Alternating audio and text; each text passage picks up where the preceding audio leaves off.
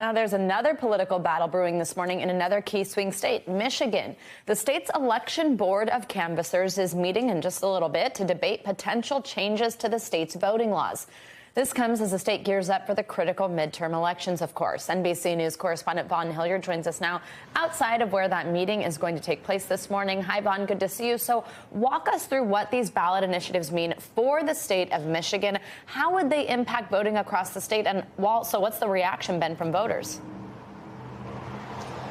Yeah, good morning, Savannah. Literally here in this next hour here is when this meeting is supposed to take place, in which they will discuss the potential language that would be appearing on these ballot measures here. What we're talking about are particularly two measures. One is called Secure Michigan here, and this would limit the county clerks as well as the Secretary of State's abilities to send out absentee ballot requests to voters unless the voters request them themselves. It would also add an identification requirement for individuals who are applying for those absentee ballots. It would also prevent individuals from just coming on Election Day and essentially signing an affidavit that they are themselves a registered voter if they do not have an identification with them.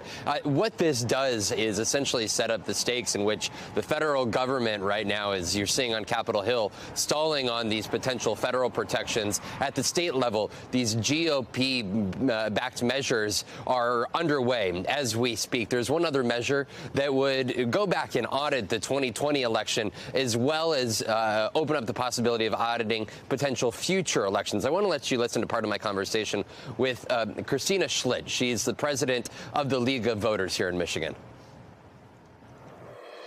In real time, voter suppression actions are being initiated not only at the ballot proposal level, but at the folks that are running for office, the bills that are being passed by our own legislature.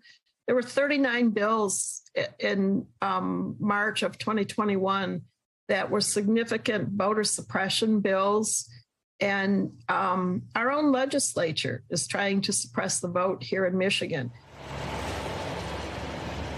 As Christina said, this is all happening in real time, Savannah.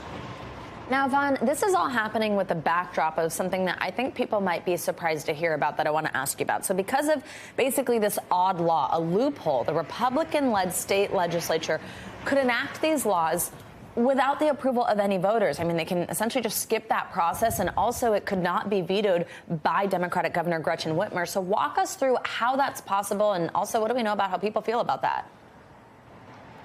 Right. It's an odd state law here. Essentially, these would be ballot measures if they're able to gather the appropriate number of signatures to appear on the November ballot. But the Republican-led legislature, they have majorities in both chambers. They could, instead of putting it on the ballot, they could pass it themselves, and they would be able to get past Democrat Gretchen Whitmer's veto, which, you know, if it weren't for the governor being the Democrat, last year, several of these types of measures would have likely been passed because they were passed by that Republican legislature.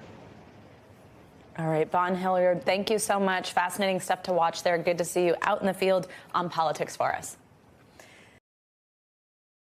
Thanks for watching our YouTube channel. Follow today's top stories and breaking news by downloading the NBC News app.